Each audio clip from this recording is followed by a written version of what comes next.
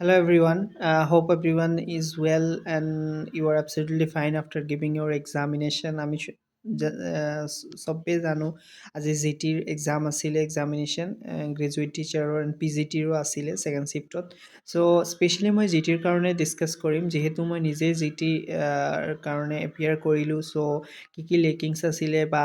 কি problem face কৰিছোঁ তাত বস্তুটো মই নিজে ফিল কৰিছোঁ সেইটো কাৰণে মই ডিছকাছ কৰিব বিচাৰিছোঁ আপোনালোকৰ লগতো what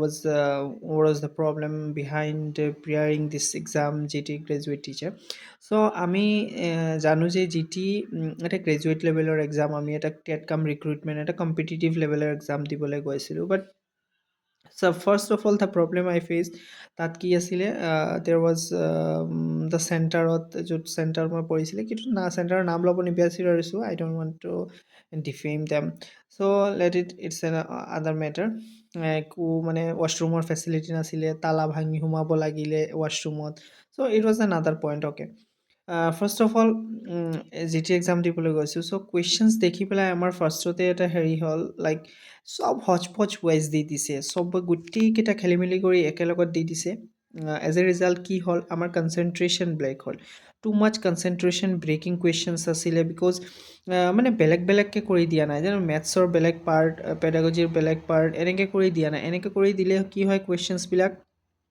টাইমটো আমাৰ অলপ মেনেজ হৈ যায় কুৱেশ্যনছবিলাক কৰিবলৈ আৰু কনচেনট্ৰেশ্যনটো অলপ কম ব্ৰেক হয় টাইম মেনেজ হৈ যায় এইটো চেঞ্চত হয় কাৰণ কি আমি যেতিয়া মানে এটা কনচেনট্ৰেশ্যন দি পেডাগজি যেতিয়া কৰোঁ অকল পেডাগজি কৰি থাকোঁ তেতিয়া কি হয় লাইক মানে আমাৰ কনচেনট্ৰেশ্যনটো ছেইম জেগাত থাকে তো টাইমটো অলপ কম হয় মানে লাইক কম হেৰি হয় খৰচা হয় আৰু লাইক আমি কৰিছোঁ পেডাগজি মিডিলত সোমাই দিছে মেথছ কৰি আকৌ মিডিলত সোমাই দিছে আছামিজ পিপুল আকৌ মিডিলত সোমাই দিছে ইংলিছ চব গোটেইকেইটা একেলগত আৰু একেলগত হোৱাৰ কাৰণে কি এতিয়া এটা এৰি যাব নোৱাৰোঁ আৰু তাৰ পৰা বিচাৰি কোনটো মেথছ হয় কোনটো হেৰি হয় বেলেগকৈ পিছত কৰিম এনেকৈ কৰিব নোৱাৰি কাৰণ এনেকৈ কৰাত গ'লে বেছি টাইম লগাৰ পিছত মিচিং হৈ যাব পাৰে বিকজ পিছত মিচিং থাকি যাব পাৰে মাজৰ পৰা সেইটো এটা ৰিস্ক থাকে এটা টেনশ্যন থাকে মনত সেইটো কাৰণে এইটো মানে বেলেগকৈ পৰ্চন দিলে লাষ্ট এডিআৰি এক্সামতো ছেইম প্ৰচেছ আছিলে নাজানো এতিয়া নিউ প্ৰচেছ চিষ্টেম ষ্টাৰ্ট কৰিছে কি what kind of process is this মই বাট এইটো মানে হেৰি হ'ল প্ৰব্লেম নাজানো আপোনালোকে ফেচ কৰিলে নে নাই যদি ফেচ কৰি থাকে কমেণ্ট বক্সত জনাব মই ফেচ কৰিছোঁ ছেইম প্ৰব্লেম এনেকৈ হ'লে মানে হচপচ হয় টাইম কনজিউমিং আৰু কুৱেশ্যনছ যিবিলাক আছিলে ছাপ'জ আমি এটা কম্পিটিটিভ এক্সাম দিবলৈ গৈছোঁ লিমিটেড টাইম আছে তো ইমান লেন্দি কুৱেশ্যনছ দিয়া there was I don't find any point but নাজানো কেনেকৈ কুৱেশ্যন ছেট কৰিছে কোন এংগেলত ছেট কৰিছে সেইটোতো আমি ক'ব নোৱাৰোঁ but it was fail like that ইমান লেন্দি কুৱেশ্যনছ দেৰ ৱাজ ভেৰি লিমিটেড টাইম আৰু ইমান লেন্দি কুৱেশ্যনছ বাট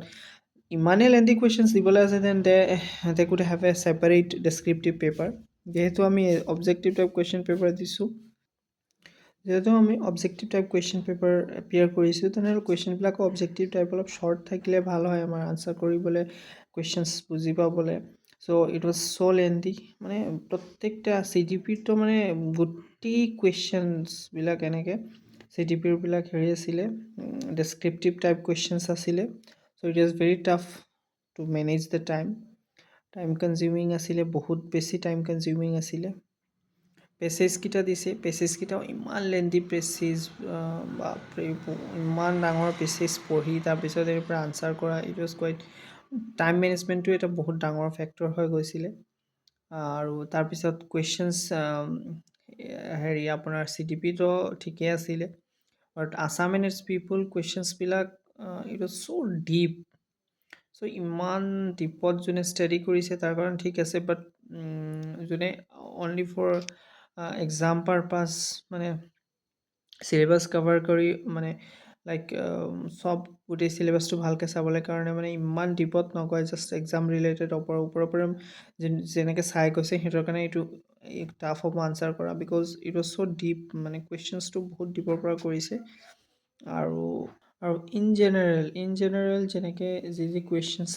আহি থাকে এক্সামত আহিছে ইন জেনেৰেল অলপ কম আহিছে এইবাৰ কুৱেশ্যনছ মানে বহুত ডিপৰ পৰা আহিছে ইমান ডিপৰ পৰা আহিব কৰি হয়তোবা কোনোবা ভবাও নাছিলে বাট এক্সাম হয় সেইটো আহিব পাৰে সেইটোত আমি কাকো দুখ দিব নোৱাৰিম বাট The questions pattern was too lengthy. এইটো এটা ফেক্টৰ হয়. It was too time consuming আৰু